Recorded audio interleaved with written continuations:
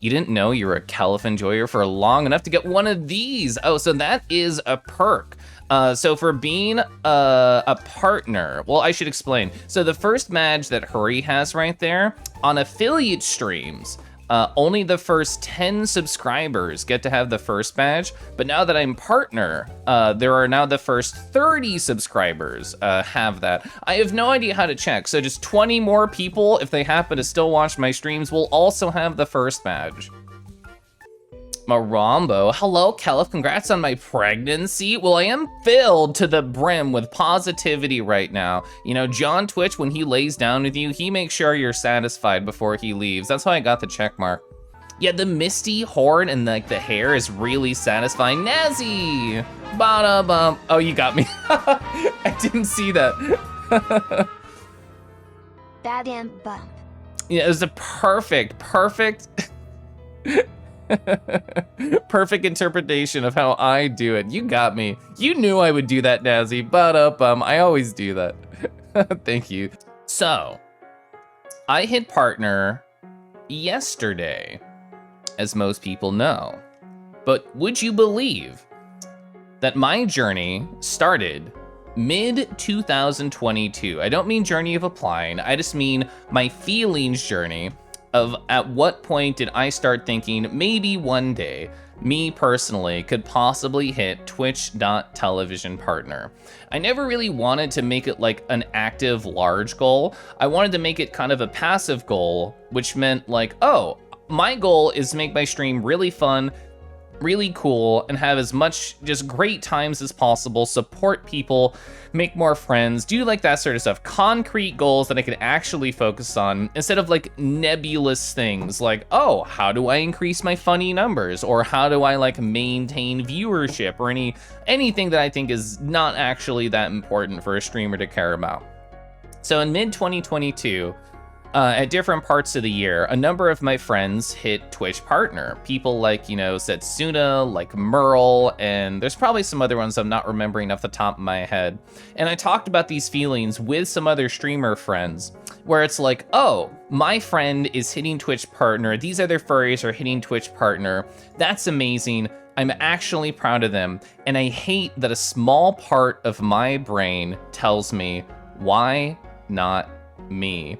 And I had that conversation with a number of people, and it was like the positive conversation of like, these are intrusive thoughts and we should just be happy for our friends. And I was happy for my friends, and I'm still happy for like all my friends who did hit the funny Twitch partner. And I just wanted to make sure that I brought up this anxiety because I'm here now. I'm at the end of like this journey. So I just want to let people know it's normal to have like those dumb thoughts. So there was this spot right here. Partner advice from a friend of a friend. There's somebody I know in mid-22 who hit partner. And like I had never watched their streams. I hadn't been there very much. But they're like, oh, I got my partner stream, aw. And like they were talking about their journey. And I'm like, this will be interesting. It'll be a good way to know about them as a person and sort of like the vibe of the streams they had. And this person, during the same time where I had those intrusive thoughts of why not me, I was hearing this person give advice that I thought was just horrible advice for anyone trying to go for Twitch partner, even as somebody who hadn't hit it yet. They were like, all right, chat, so what you have to do is after every stream, make sure to check your numbers, and at any point you see it dip, you have to ask yourself, what did I do wrong? Oh, and if you have a stream where the numbers are really good, you have to ask yourself like, oh, okay, cool, awesome. How do I keep this? How do I keep doing that? And I'm just sitting there like aghast in the audience, silent. I'm like, no, do not do this. Like, cool, it worked for them. But like this individual who will remain nameless, and I will not talk about them, but they were like, oh yeah, you know, I hit Twitch partner on like a shitty laptop I got for my parents. Anyone can do it. All you have to do is follow these steps. And I'm like, I feel like this is the worst possible advice you could tell anybody. So yeah, like mid-2022, those were the two sides of like my coin. I was like, oh cool, my friends are awesome, I want to be proud of them, and this is also the worst advice I've ever heard in my life. So that was mid-2022 was kind of my feelings. And, speaking from a purely metric standpoint, my stream continually got more popular from this point on. So, November 2022, I had a conversation in my house with my friends Naki and my husband Scuffles Radis. And that conversation was essentially this. We were all just upstairs, just talking after having gotten food. And we were saying, hey, what if I'm actually getting close to the funny Twitch partner application? This is what I thought in November 2022. I very much never look at numbers. I don't look at how many followers I have, how many subs I have, how many viewers I have. Don't tell me ever, please. I would rather not know. But I was having this conversation. I'm like, I see the number when I raid out. I know I've been hitting 75 pretty consistently. And the question came up of, what does partner mean to me? Like, what does it even change in my life if I even try to go for it? And what I thought at the time, which is still true nowadays, is, oh, okay, 1, I get a lot more emote slots. 2, my friends bully me for being popular. 3, that's really it. That's really it. There's other perks, Curly. I'll talk about them later as we get to them. But at the time, that's how I felt about it. I was just like, oh, okay. There's no reason not to go for it, because the worst thing that's going to happen is my friends are going to bully me for being popular, which has happened a lot over today and yesterday. So yeah, I think Past Me was correct in how they thought about it.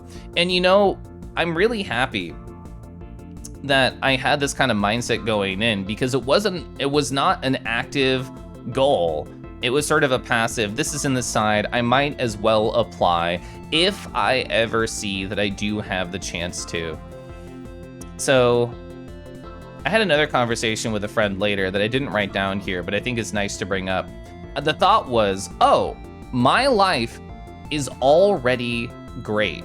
So the worst thing that can happen is that my life stays great. So if I apply, my life can only get better.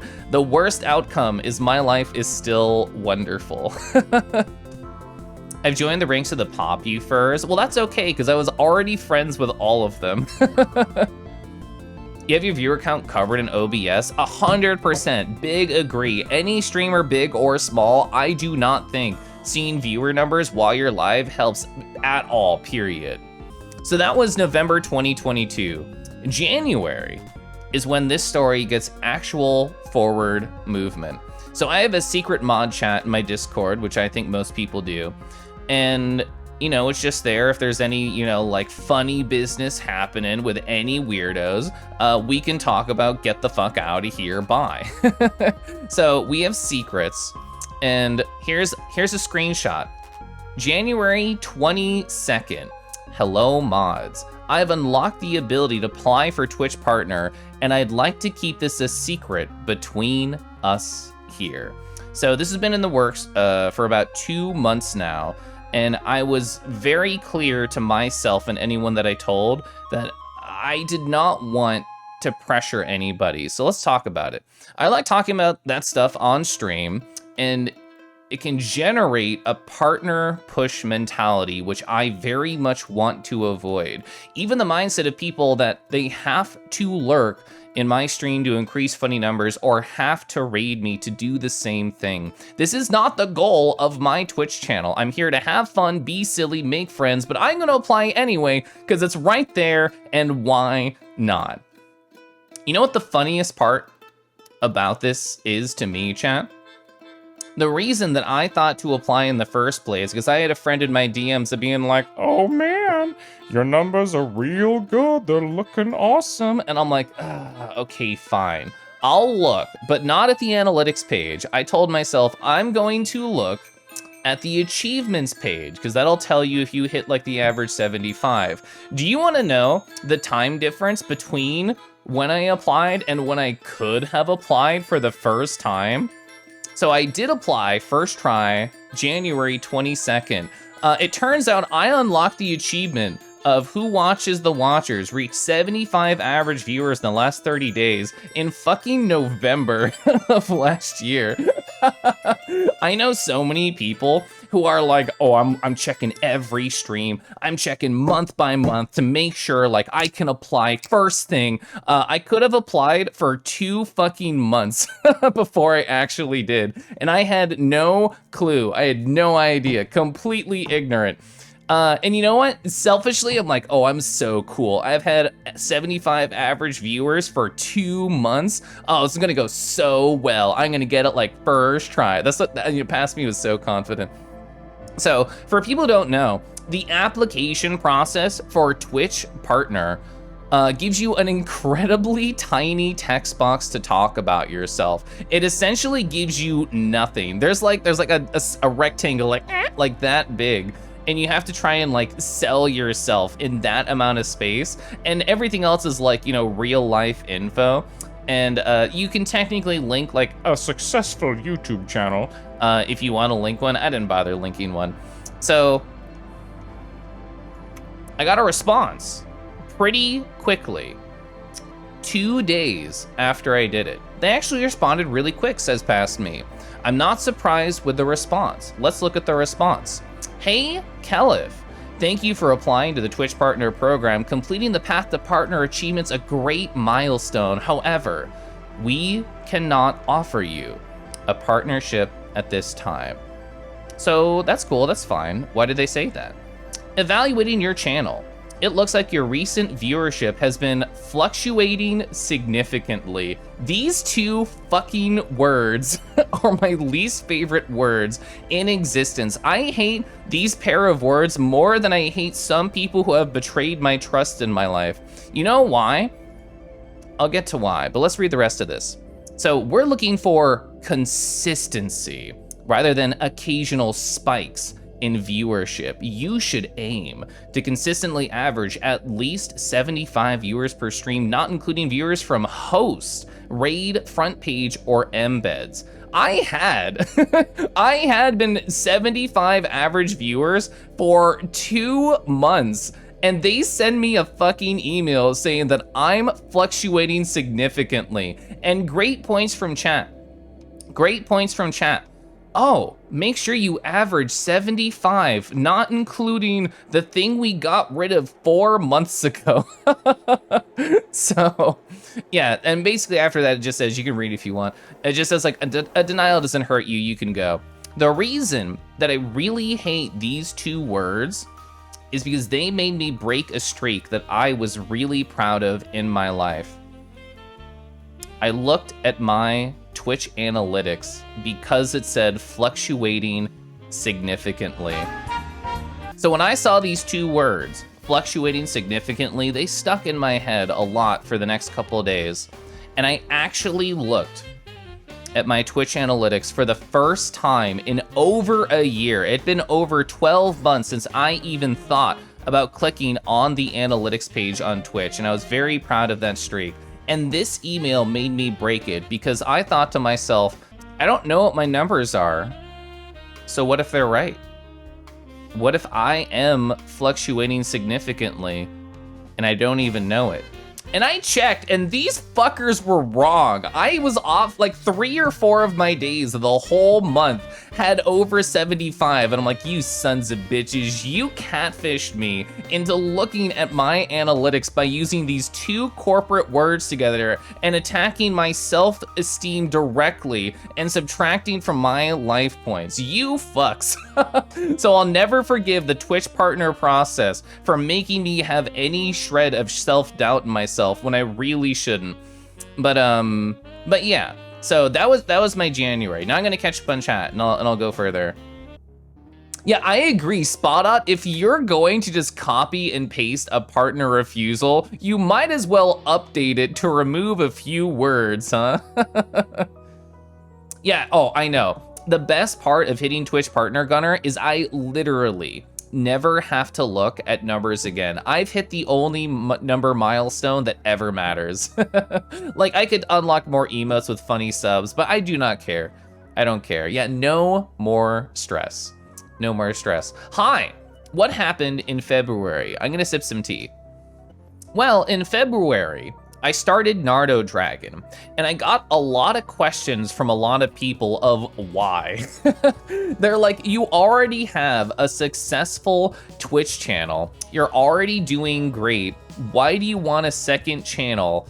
And I had a lot of reasons, and all of them were true, but there was, you know, something I wasn't talking about. What I would tell people is, oh, you know, I want like a quiet space where like I can stream just like an hour or 2 hours without any plans and just jump on in. I don't have to be high energy. I don't have to be organized. I can just exist.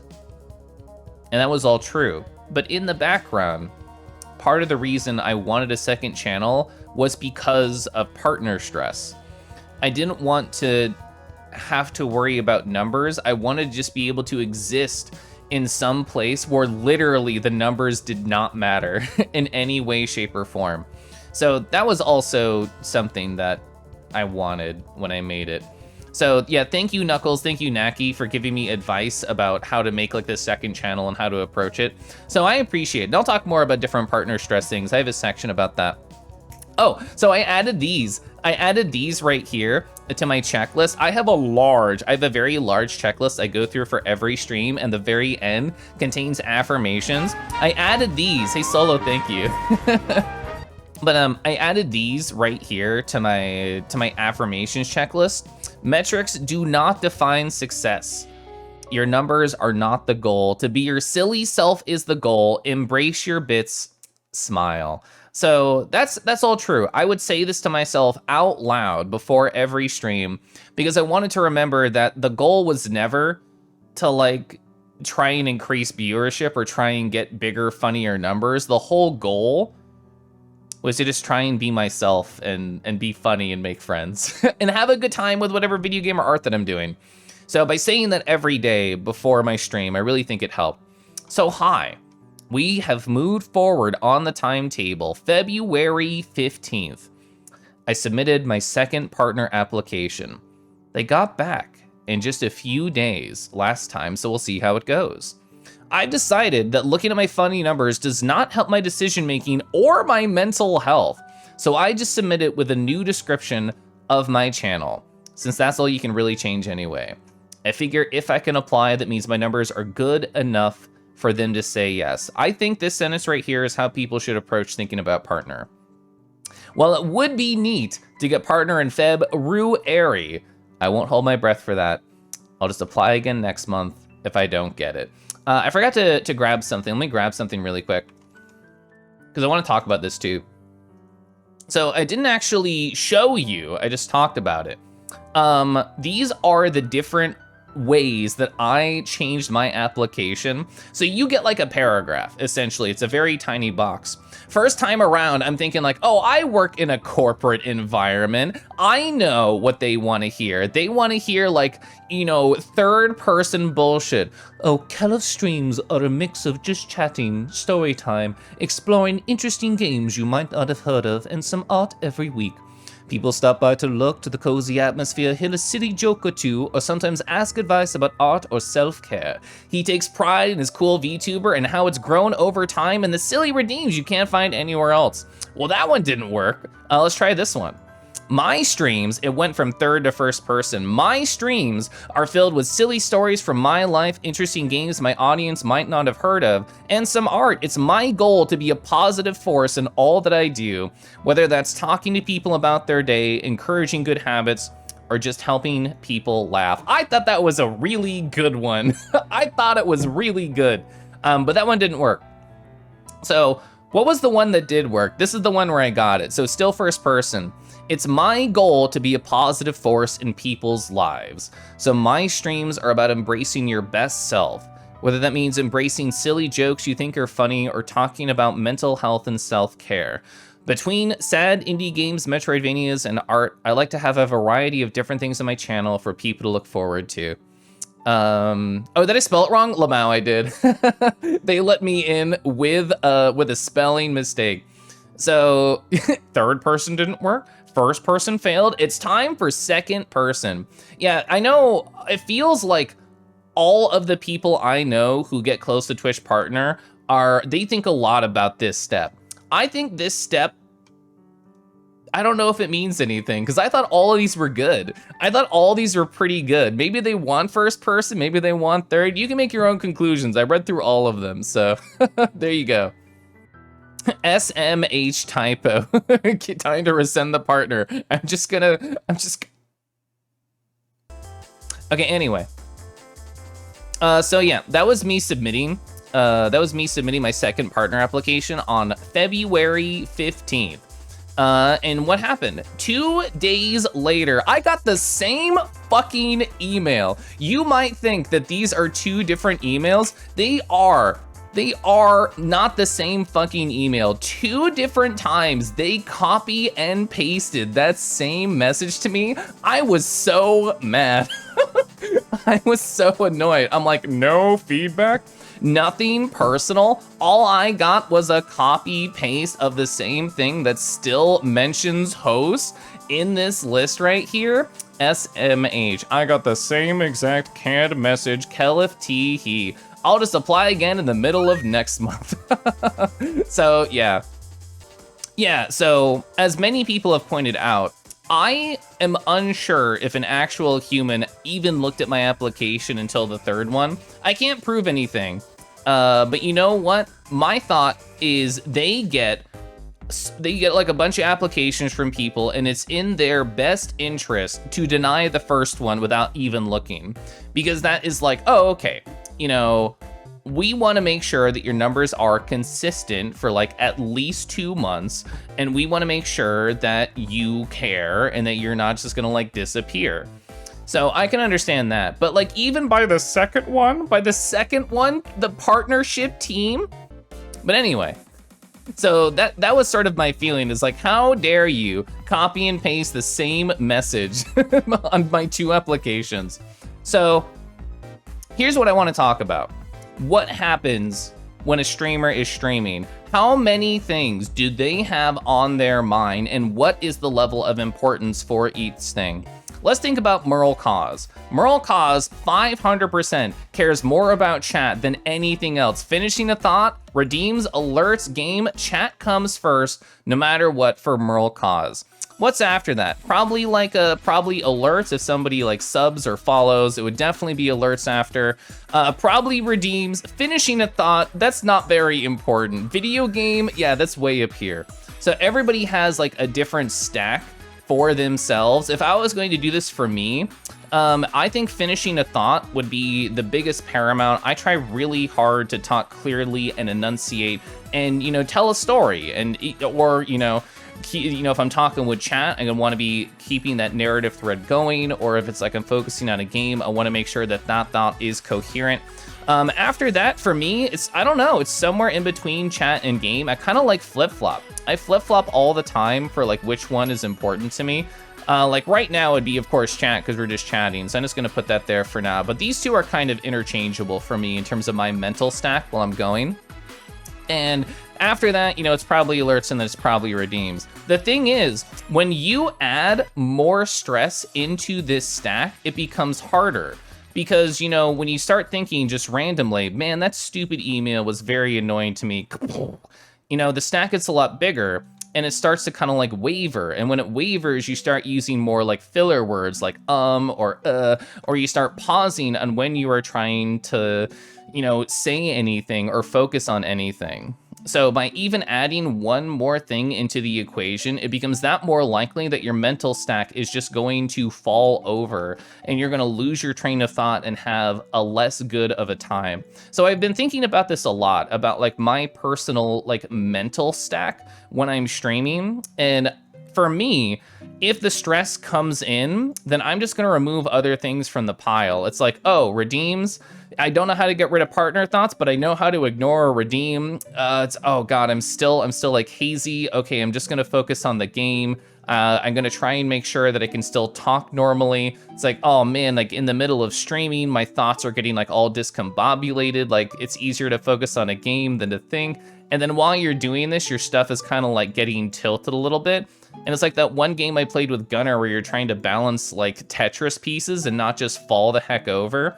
And it's hard. Even adding one more thing to this stack, even if we added sexy dragons, like it's really hard. It's really hard. Although you know what? That's so big, we can all just lay on top of it. Anyway, I'm gonna get distracted. Hi, let me catch up on chat. We'll talk to March.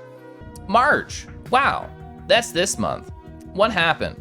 So, 3/12, that was 2 days ago. Rah. I just applied to the Twitch partner program again today. Since I'm gonna be going to TFF, I'm not gonna be here for the middle of the month, which is true.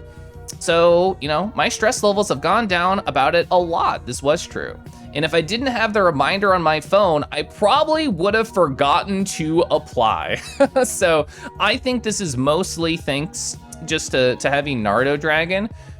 Excuse me, like just having a spot where I can exist outside of the Twitch partner, like applying ecosystem, not having to worry about my main channel at all, really helped me personally, like process any background partner stress thoughts. And, you know, I have to be honest. Even though I tried my best to not worry about it and I keep up on like, you know, my journaling and my meditation and my yoga, even during recent streams, even during my last Final Fantasy VII Remake stream, it just randomly, it hit me. It was like, oh, are you doing good enough right now? And, you know, the partner thoughts got put into my mental stack. And if it affects somebody like me who is very introspective, I can only imagine how much it affects other people who actually look at their funny numbers. The crumbling mental stack is you 24/7. Hey, you know what I'm gonna do? So this is Mana's stack. I'm gonna label it. Oh, here's how we're gonna do this. So this is Mana's stack right here. Okay, are we watching? I'm making it bigger so you can handle more. This is me giving you a live upgrade on stream. I donated you some of my underlines so that you could help take care of yourself better. So, as we all know, 3/12 I applied. I kind of, you know, forgot that applying was even a thing. I was managing my stress pretty okay. But I think because I had just applied and then streamed on like the same day, that's why the thoughts were in my head. Usually in general, I was doing pretty good about balancing my partner stress for like the majority, like the last half of February. I think I was doing good. But yeah, hi, let's talk about the good things. Let's talk about the nice positive stuff. Hello. Oh, fuck. Oh, fuck. At Mod Powers, 12:53 p.m. Congratulations, 13 seconds ago is how fast I caught it. Like I was saying, I was chilling in Lunar Stream, and I'm like, okay, let's go. I'm gonna go back to work. I'm gonna be such a good work boy. And I saw this and I was not a good work boy, let me tell you. You remember that, oh fuck. Yeah, so for people who don't know, you know when you get a gift sub in some channel and it like pops up under that notification box? This thing right here pops up in the same notification box. And I knew this from other streamers, like Merle telling their story. They talked about how they saw that and they're like, oh, it's just a gift sub. I'm just going to click it and see what it is. And that's how they saw their partner thing. So because they told their story, I knew it was going to appear there. So when I saw it, I'm just like, oh yeah, gift sub. And then I'm like, and then I did the at Mod Powers, oh fuck, in the Discord. And this is how, like, I didn't like believe. I'm just like, is this real? So like I signed the silly contract thing, and then I saw the verified and I'm like, oh man, it's actually coming. And then of course I checked 9 open slots. This is still true. This is still true right here. I have 9 fucking slots to fill, chat. So, hey, everybody give me your emote ideas for what you want me to draw for Kelef, because I don't know. I haven't sat down and thought at all. All I've been thinking about is Nardo emotes. You know, part of me did think that this was gonna happen. Like, I was gonna hit partner while I was drawing emotes for Nardo, and I was just like, no way the universe would make me draw emotes for 2 channels at once. It did. The universe knew that all I wanted to do was draw Nardo emotes.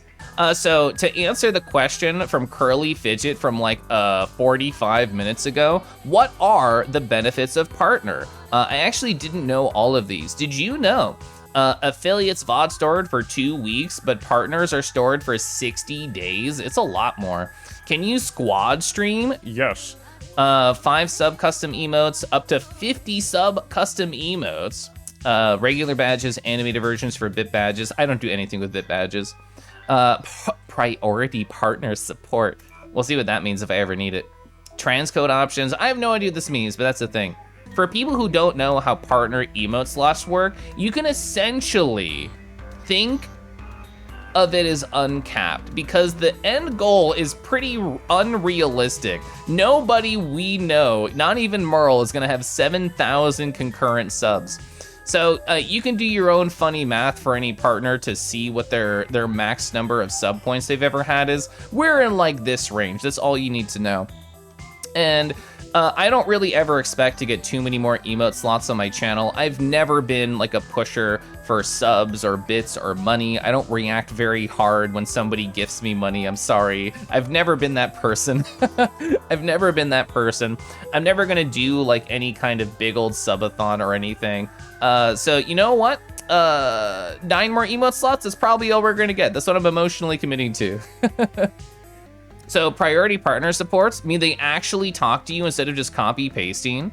I was pretty busy yesterday. 132 people replied to my tweet, and then I got a lot more DMs on like Telegram and Discord. So this is just me saying, if you messaged me and I didn't get back to you, I'm sorry. It was a little overwhelmed.